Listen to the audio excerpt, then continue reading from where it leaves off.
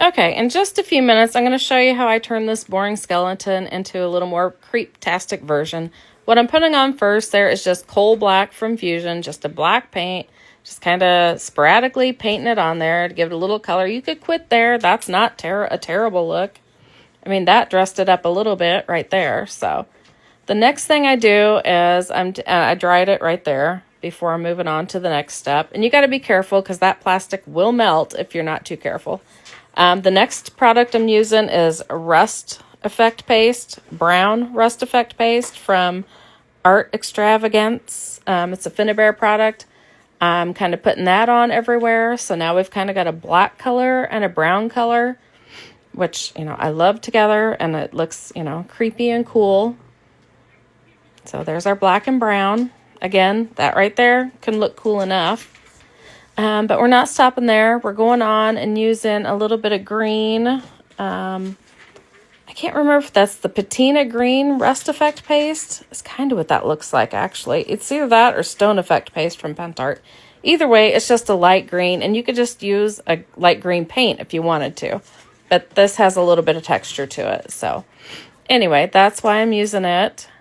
Just for a little added texture. Just a little shade of green there, a light green. Hopefully you can kind of see that on there. And then our last product I'm using is Moss Effect Paste, one of my favorite products from Pentart. You have to put it on thick enough for it to bubble up.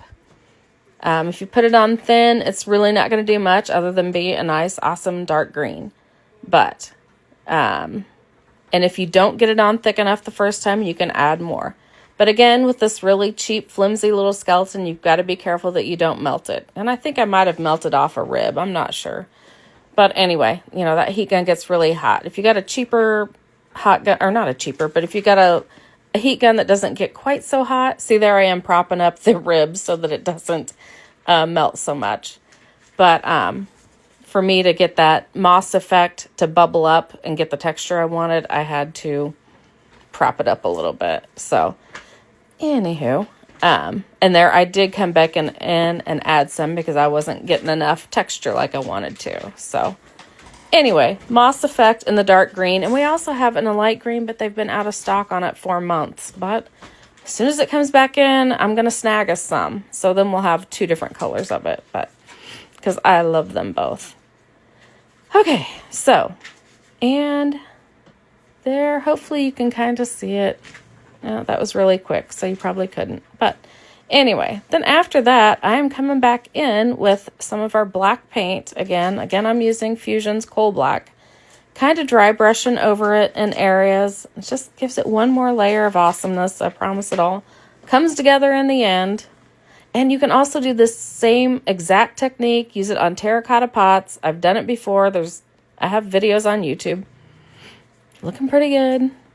And then I'm using kind of a tan paint. You could use an off-white paint. I'm using Putty from Fusion. Just going over the whole thing, kind of lightens it up a little bit, but all those layers are still there. You don't cover them all up. You just kind of randomly do it everywhere. And there, he's coming together. I think he looks awesome. And you could do it on a much bigger one, too.